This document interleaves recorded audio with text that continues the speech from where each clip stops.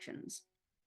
So like I said, this does happen with hydroxide ions. We're only going to look at it a little bit, I'm afraid, but we will cover it a tiny bit.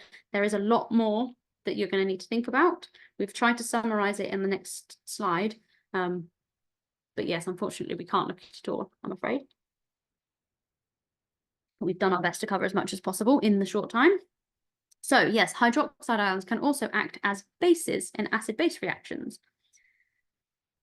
Definition of a Bronsted-Lowry base is a proton acceptor. So it's accepting protons, H pluses, from water molecules. Copper hexaaqua can donate, again, 2 protons from 2 water ligands to the hydroxide ions to form 2 water molecules and create 2 hydroxide ligands. It's a common misconception that this is a ligand substitution reaction. It's kind of obvious why it's a common misconception, because it looks like you've taken 2 waters off and you've put 2 hydroxides on, but that's not the case. It is an acid-base reaction. The hydroxides haven't swapped on, they have removed protons from water molecules that are already on the ligand, that are already on the complex, sorry. Again, we only get 2 substitutions in this case because we started with a copper 2+ ion. So once you've removed 2 protons, you've got 2 hydroxide ligands. So the overall complex is neutral, has no overall charge because it's got copper 2+ and 2 1- ligands. So no overall charge. So it will crash out of solution. It will precipitate out. It will no longer be as soluble, so it will come out of solution. And that's why it only goes that far. Again, we can force it to go further, but that is the kind of the first step in the reaction that will happen naturally, as it were, that will happen readily. What else do I want to say? Can't remember. So these acid-base reactions are reversible. So they can be termed, or the species in them, sorry, can be termed amphoteric. What does that word amphoteric mean? No, amphoteric. Amphoteric means can act as both an acid and a base. So this central species here, we can force it to go on further to donate protons, i.e. acting as an acid, or we can force it back again to hexaaqua, where it can have accepted protons. So that species, for example, can be amphoteric because we can force it to go in both directions. We can force it to act as both an acid and a base. And as we mentioned previously, this same reaction is observed on the careful addition of ammonia.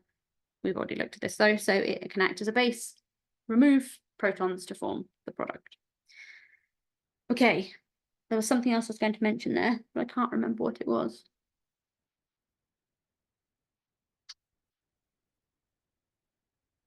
It'll probably come back to me in a minute, I hope. Okay, so transition metal complexes reacting with aqueous sodium hydroxide, i.e. the OH- ion, or aqueous ammonia, both whether acting as bases or then going further on to act as a substitution reaction, can form coloured precipitates. You need to learn these precipitates. Now, we have taken, I'm going to call it an average of across the exam boards. I wouldn't necessarily 100% rely on this for your specific exam board, but if you are needing something to learn ASAP, then learn it because it will be mostly correct for your exam board.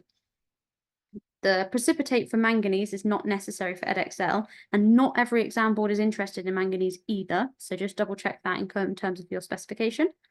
And AQA doesn't do chromium 3+. We are missing something. 1, 2, 3, 4, or maybe we're not. Okay, maybe I'm going mad. I'm just going to double check that. Chromium, iron, cobalt. Yes, we're missing cobalt colours. I thought we were. We're missing cobalt colours from here as well. So you do also need to think about cobalt colours if you are, I just skipped past it, Edexcel. And I might as well check the others while I'm here. So OCR needs to have manganese. I don't believe Edexcel does, but Edexcel does also need cobalt. And what's different with AQA?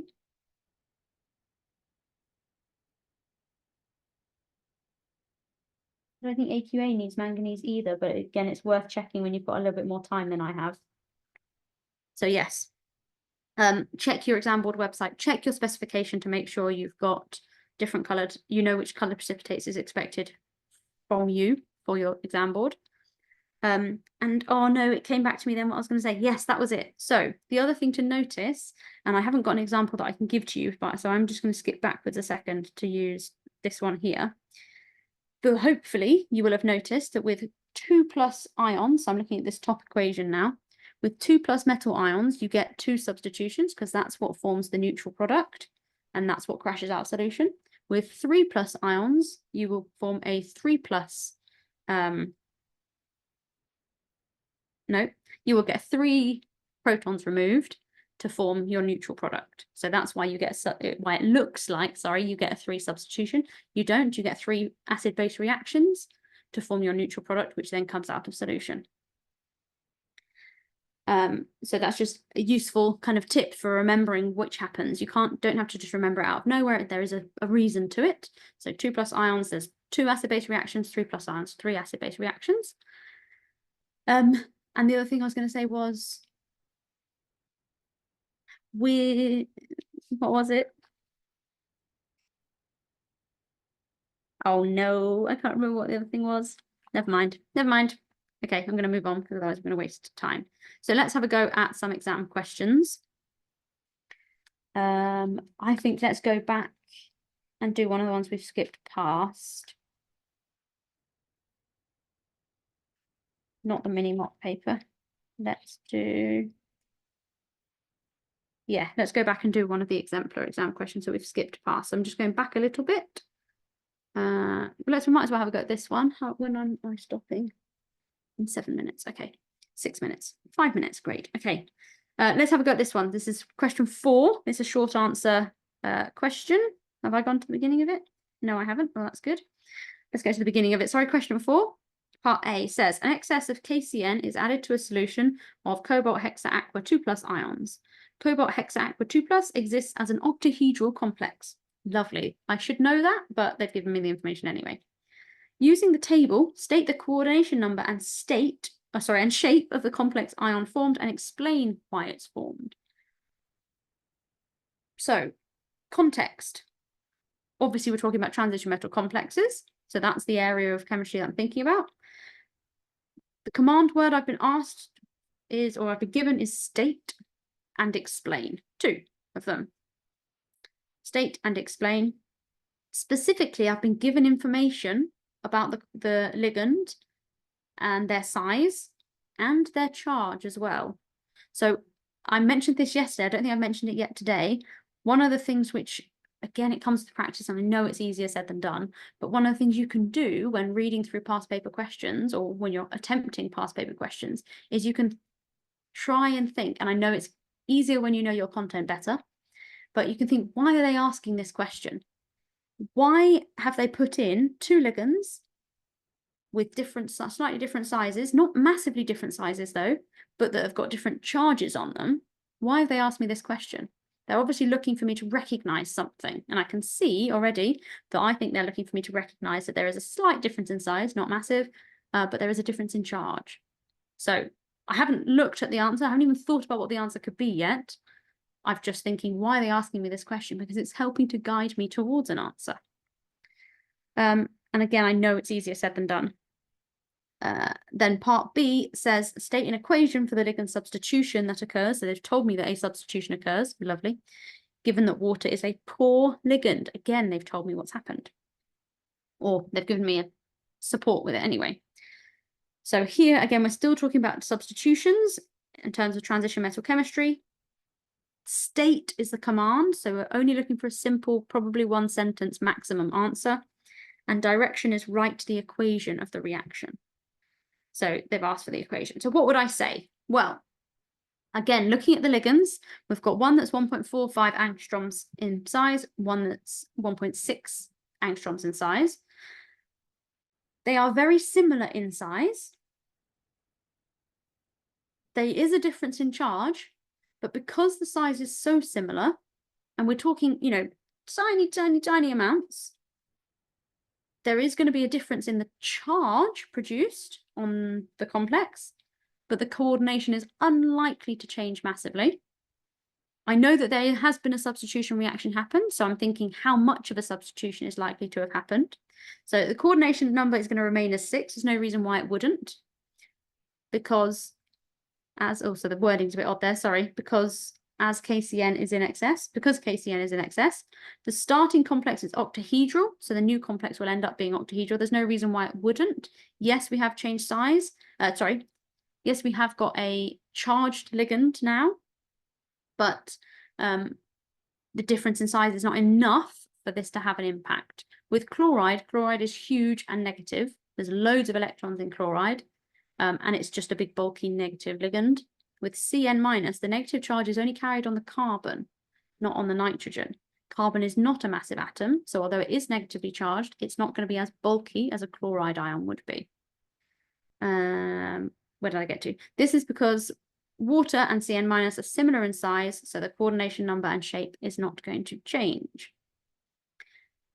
State an equation. The equation would therefore stay as 6 coordinate and would push all the way through.